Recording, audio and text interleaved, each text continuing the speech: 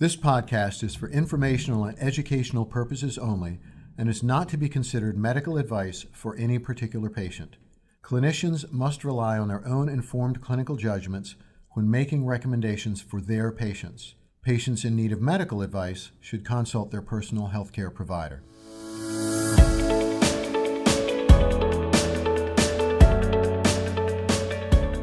Hi everyone, I'm John Williams, Professor of Pediatrics and Chief of the Division of Pediatric Infectious Diseases here at the Children's Hospital of Pittsburgh.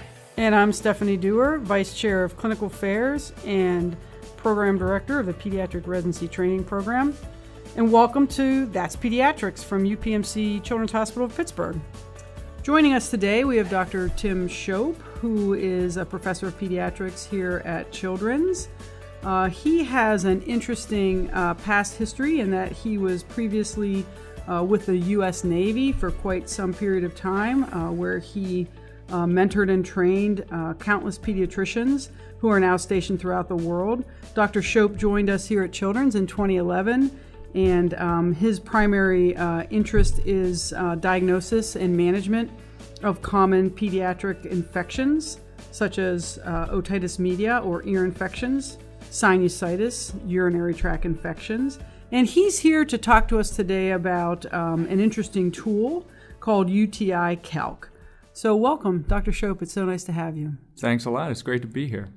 So I'm just very curious, Dr. Shope, how you actually became interested and what kind of made you curious about developing this tool for UTI Calc.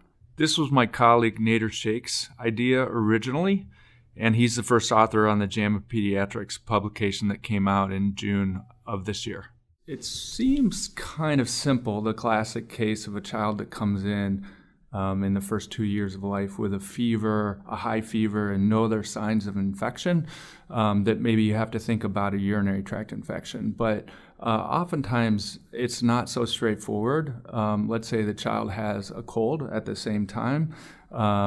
Race matters, Caucasian versus non-Caucasian, and the child's prior history may matter. There are a lot of variables that we have to consider when we're looking at a child, and because they're younger, under 24 months, they can't spontaneously void. So we have to oftentimes do a catheterization, which is a relatively invasive test. It's uncomfortable, it's traumatic for the parents. So we'd like to not have to do this test on people who are very unlikely to have a urinary tract infection. And then also considering the number of variables, it's hard for, I think, clinicians to be able to balance 5 important variables that may be going in different directions in their mind. So we wanted to improve on what the AAP, the American Academy of Pediatrics, already has. It has very similar variables to what ended up in our UTI Calc, but it's in a paper that's not necessarily readily available, and we wanted to create it in a user-friendly fashion. We kind of used the Billy tool that I think many of us are familiar with for estimating a child's risk of developing significant jaundice in the newborn period. That's very highly used, very user-friendly, and we wanted to develop something like that. So you were looking at making sort of an app type availability for this tool for the physician in their primary care office or emergency department? Exactly, yes. And how would that differ from what people's current practice is today? So we don't know exactly what the current practice is today. We know that the AAP has a guideline for managing urinary tract infections in children under 24 months of age. And that's published, and we know from many prior studies that people don't always adopt guidelines very well. I've actually looked at the practice here in our emergency department to see how compliant our doctors are in managing urinary tract infections, and they actually test much less than the AAP recommends.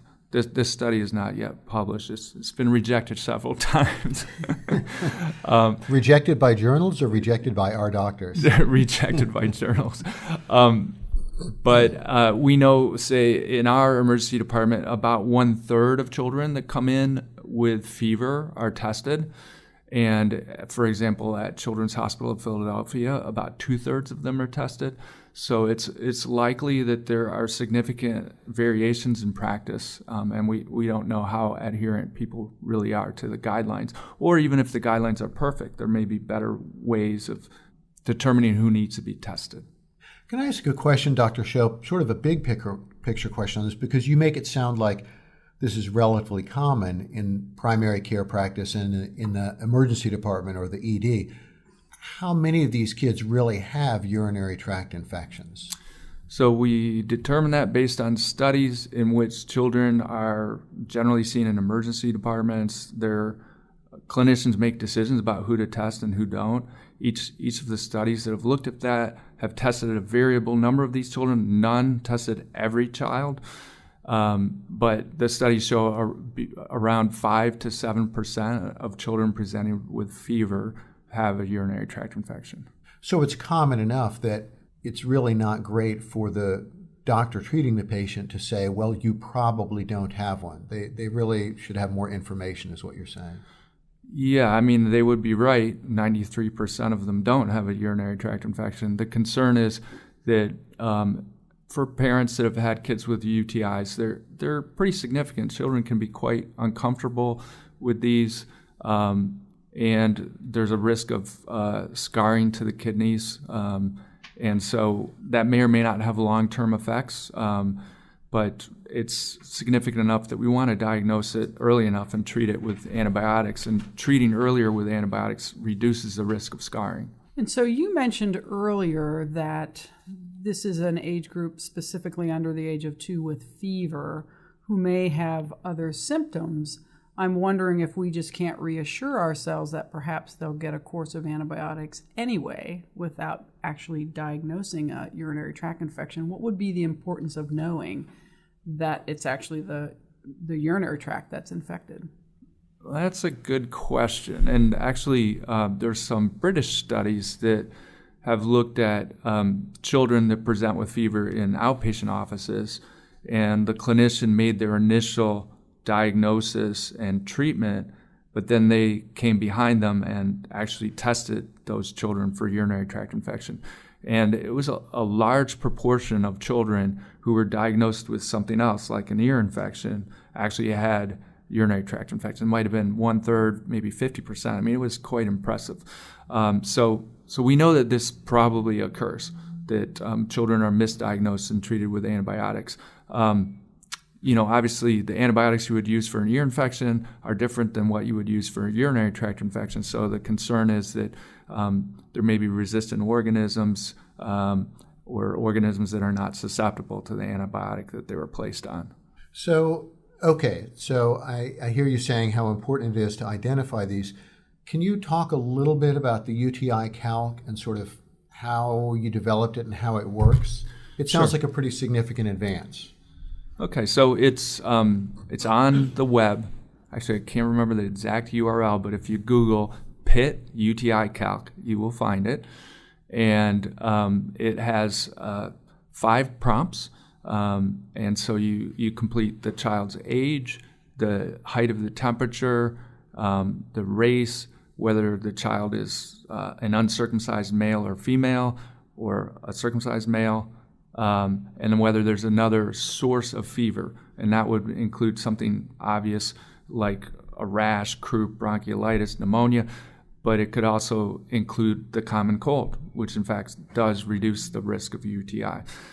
So you plug in all these variables and you get a probability of UTI. It may come out, 7%. And then we had to use a threshold for which treatment would generally be recommended. And there's not a lot of research on that, but we used 2%, 2 or 3% as the cutoff where we recommend that you consider treatment. We're just trying to assist the clinicians in what they do. Recommend that you do testing. It's a 2-step process. So then the testing occurs, and that can be either a urine dipstick in an outpatient office or a urinalysis, which includes a dipstick by a machine, and then also can include microscopic analysis. And so depending on what test the clinician does, they fill in, then there's a second screen, and you fill in those results and get your post-test probability of UTI. And that's kind of important because actually some of the clinical factors actually still matter in determining the likelihood of a UTI. So for example, if you have a child who has a temperature of 40 degrees centigrade, is Caucasian, is a girl, and is under 12 months of age and has no other source of fever, she has a probability of UTI of around 25%.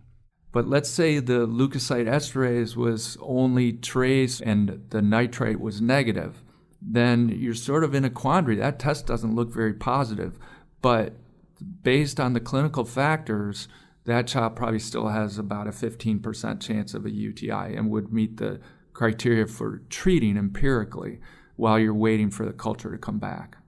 But one more question on that. If I understand you right, the UTI calc can also be used in some cases to decide that you don't need to do the catheterization to put the baby through this uncomfortable procedure. Yeah, exactly. And compared to the AAP guideline, when we modeled the UTI calc versus a separate validation database, different than the one from which it was derived, we reduced the children who needed to be tested by 10% and picked up a few additional children. Hopefully, we'll develop better biomarkers, indicators of inflammation that we can add to the UTI calc in the future that might even reduce that more, potentially. So that's really interesting science and simple technology, it sounds like, to help minimize unnecessary testing and also target those children who might be at higher risk. I'm wondering if it would be okay if we change gears a little bit. Absolutely. I'm very curious how you got from what you did in your career in the U.S. Navy to what you're now doing here at Children's, and what kind of motivated that change and your interest now. Yeah, well, so the Navy was real great for me. They offered me a fellowship where I learned research and teaching, what's called an academic general pediatrics fellowship. And I used that as a residency director and kind of in a leadership management position in the last part of my career. But what I never really had a chance to do was use all the research training that I got. It's hard to do research in the military because you could be deployed after receiving a grant, or you could have one of your partners deployed and then you have to see all their patients. So that was real frustrating. You never really had anything predictable. So I was looking around as I was retiring, and I always admired the work that was done here in the Division of General Pediatrics. I come from a family history of infectious disease researchers and always considered infectious diseases to be very interesting to me. And so I had read much of the work of Ellen Wald and Jack Paradise and Alejandro Hoberman. And so I jumped at the opportunity. One of my colleagues from fellowship, Deborah Bogan, she and I overlapped, and we talked at a conference. She said, "Hey, you need to talk to Alejandro." So I did, and the division had just received a number of large grants. And he said, just come and help us. We have more work than we can do with the number of people that we have here. And I said, well, what about writing grants? I haven't been doing that since my fellowship. Will I be able to support myself? He said, don't worry. We have so much work. We'll worry about that later. And here we are 7 years later. We got a new round of grants that have been funded supporting all our work. And we're working on, I counted before coming over here, 11 new projects that are a combination of NIH and government-funded work versus industry-sponsored work. These are the things, the irons that we have in the fire for our next wave. So that's where we are right now. Well, that's a really interesting progression. I wonder if you could talk about, because I know that you still do a lot of clinical, care of patients. And this is something that in academic medical centers like ours, most people tend to do a lot of clinical care and a little research, or a lot of research and a little clinical care. Yet, I think if I remember right, you do about half and half. Yeah, that's correct. It isn't common. We work as a team. Our clinical trials unit, there's 6 of us. 3 are full-time researchers and 3 are about half-time clinical. I think it's important. I'm glad I can stay connected clinically because that's where all the research findings that we have really impact what general pediatricians do in the office every day. That's what drew me to this place. That's where the good ideas come from. Sometimes I have to, stand up and say, this is a good theoretical idea, but it's not going to work well in the clinical setting. And I'm sort of representing the clinicians in that respect. So we work really well together as a team. Every project, every grant, we all work on parts of it, but we have the big hitters. Alejandro, Nader Sheikh, and Judy Martin are usually the PIs on our projects. I'm wondering, is there anything new and innovative that we could expect as far as infectious diseases in childcare settings or in school-based situations that you're aware of or working on? So as you know, that's something that I've worked on over the years, developing proper exclusion criteria and return to care criteria for children in childcare and schools, and I've worked with the AAP on that on a book called Managing Infectious Diseases in Childcare and Schools, and we're actually doing the 5th edition of that. No earth-shattering changes. One thing that's been really great is that the current editors at the Red Book, which are the infectious disease Bible, I guess we could call it, have worked really closely with us to make sure that what we're recommending and what they recommend in the Red Book are in lockstep. And so that's been really exciting. We make all these policies. They're pretty well out there in most childcare centers. As far as implementation, that's the difficult part because states invent their own rules and they're not always evidence-based. And it's a real challenge. I've been working in Pennsylvania for the past 4 years trying to have the state government change their policies because it leads to a lot of unnecessary exclusion, and then that leads to parents losing work and lost wages and a lot of issues that really affect children in our office. Oftentimes, the child has pink eye. They have to see a doctor when this is a condition that'll resolve in most cases on its own. So it's a long lifetime battle to try to solve that. No earth-shattering news on that front. Well, as a parent of 4 children who, when they were young, were all in daycare, I would like you to keep fighting that fight because, as pediatricians, we know how common these respiratory viruses are, and the children had them yesterday, and they'll still have them in 2 days, and yet the daycare will say, no, they have to be out for 24 hours, as if there's a magic period there. Yeah, there is some exciting work that I've been collaborating with Andy Hashikawa, who's a pediatric emergency department physician in Ann Arbor at University of Michigan. And he has submitted a grant proposal. Hopefully it'll be funded, but I've been a consultant on that, where he's actually filming children in childcare settings and noting what they touch the most, put in their mouth the most, and then basing cleaning, sanitizing, and disinfecting recommendations based on what they actually touch the most and what's the most highly contaminated areas. So this will be a randomized trial if it gets funded, where a team comes in and cleans up at the end of the day and at various intensities. And that would be extremely exciting because it would add a lot of evidence to something that hasn't been studied very well previously. I think it's going to be pretty gross in the daycare. That's my prediction. Yeah, it's a cesspool, but hey, a lot of us don't realize that we are covered by bacteria that vastly outnumber us, and in some ways it's actually a good thing being exposed to all those antigens, viruses, bacteria. As we interact with those, we develop our immune system, and there's some good research that shows that actually reduces the risk of allergic diseases like asthma later in life. That is really simple but interesting innovations to look at people's environments, especially daycare centers, which you described as cesspools, which is a word that I also commonly use with families, that it's a cesspool of microbes. right? For better or for worse.